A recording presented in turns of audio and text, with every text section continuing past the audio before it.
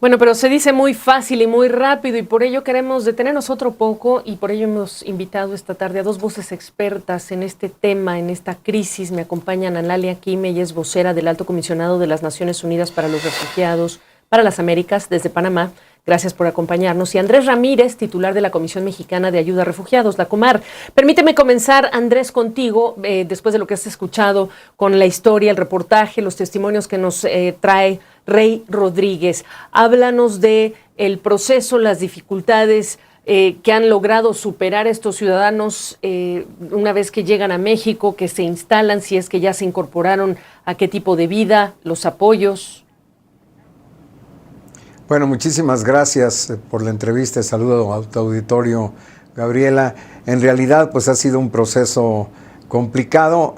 Se cumple un año de que inició la guerra, pero lo cierto es que originalmente las personas en número bastante significativo que llegaron a México llegaron con la intención de posteriormente pasar a los Estados Unidos. Por eso que en ese reportaje que pasaste claramente se habla de que de los miles de ucranianos que llegaron, su destino final fue los Estados Unidos. Muchos llegaron por Cancún, muchos llegaron finalmente a Tijuana con la intención de pasar hacia los Estados Unidos. Fueron ayudados por muchas organizaciones religiosas o compatriotas ucranianos. Tú sabes que en los Estados Unidos hay una colonia ucraniana significativa, importante, es de las principales colonias ucranianas a nivel internacional, fuera de los países europeos.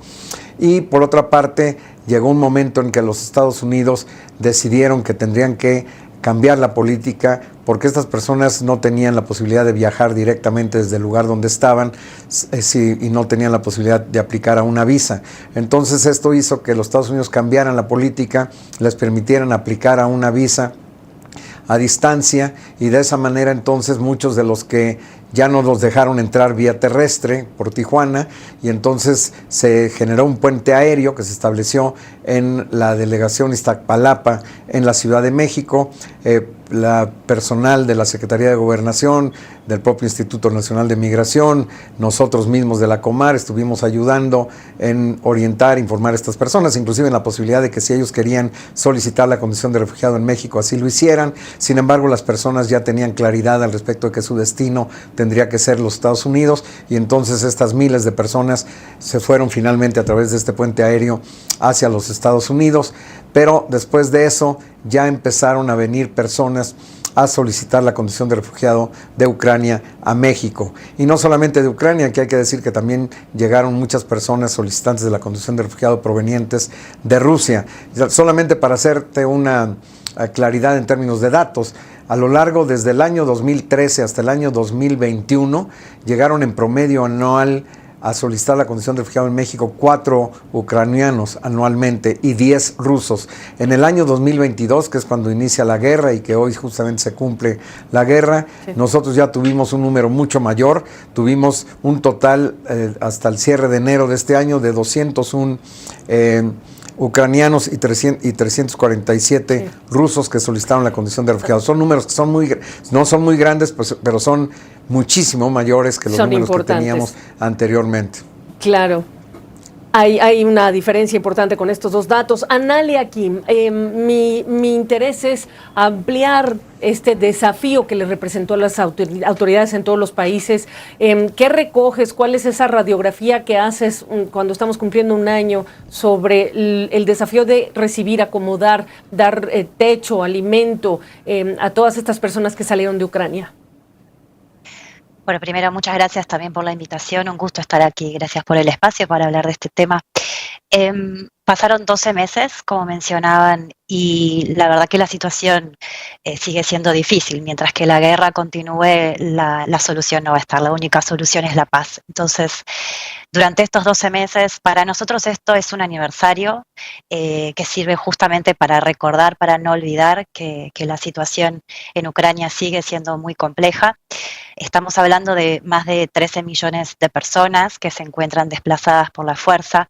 Recién comentaba el funcionario de Comar que quizás las solicitudes en México son pocas en números, pero estamos hablando de cifras que por más que hablemos de millones, atrás de cada una de esos números hay personas, ¿no?, que podríamos haber sido cualquiera de nosotros o nosotras. Entonces, de estas más de 13 millones de personas, a nivel global hay 8 millones que se encuentran bajo la condición de personas refugiadas.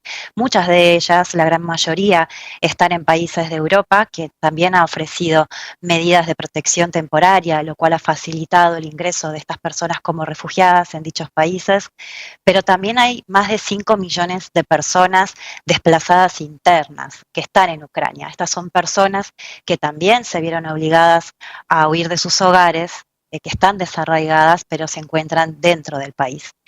En ese sentido, las respuestas, la respuesta humanitaria que tenemos que dar desde organizaciones como las nuestras, ACNUR, la Agencia de la ONU para los Refugiados, es sumamente compleja. Por supuesto, los recursos siempre son escasos porque las necesidades continúan. Como mencionaban recién, no es que este problema se ha terminado, porque lamentablemente a corto plazo este conflicto sigue en pie. Muchas de las personas permanecen cerca de su país, porque justamente, como decía uno de los testimonios que pasaron recientemente, ellos no querían irse de su país, quieren volver y cuanto antes. Nosotros desde la ACNUR desarrollamos algunas encuestas para poder entender las necesidades desde la propia población refugiada y desplazada interna, y uno de los grandes deseos, casi de la mayoría, diría casi del 80% de los encuestados en un informe que lanzamos que se llama Vidas en Pausa, justamente porque esto es una pausa, la gran mayoría quiere retornar, pero no se imagina qué puede hacer en el corto plazo. Sin embargo, personas adultas mayores, personas que se han ido y dejaron atrás a familiares en su país, sí tienen un gran deseo de poder volver, y además porque los procesos de inclusión y de integración socioeconómica de los países que los han acogido solidariamente también está lleno de desafíos. Por supuesto, por supuesto. Para hablar un poco, Andrés, de lo que los países de este lado del mundo podemos ofrecer, podemos hacer para apoyar a todas estas personas que están en este impasse por esta guerra, que de pronto ya recoges después de este año transcurrido. Bueno, mira, yo creo que es un fenómeno verdaderamente complejo. Nosotros tenemos un gran reto, sobre todo con las personas que vienen de diversos países del mundo. El año del 2022, justamente en México, se rompió la marca histórica porque recibimos personas de 118 países de origen.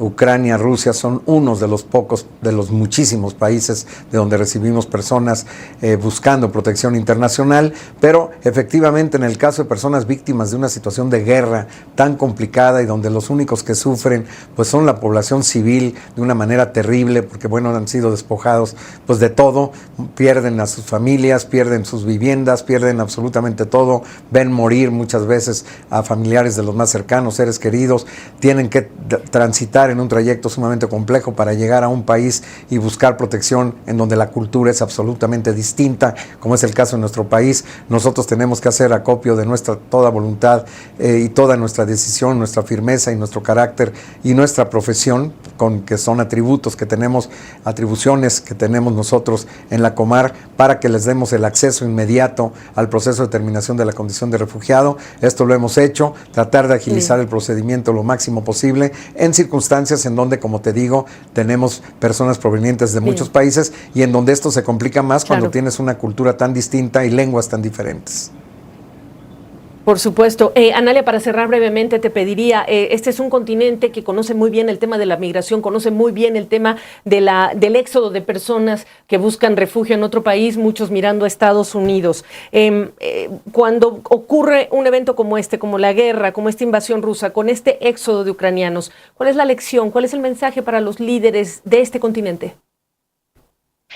En principio, no olvidar, por supuesto, que hoy en día la situación en Ucrania es una de las más preocupantes. Sin embargo, a nivel global existen muchísimas otras crisis, hay muchísimas, como mencionaban recién, muchísimas otras personas de distintas nacionalidades que también están en búsqueda de protección internacional.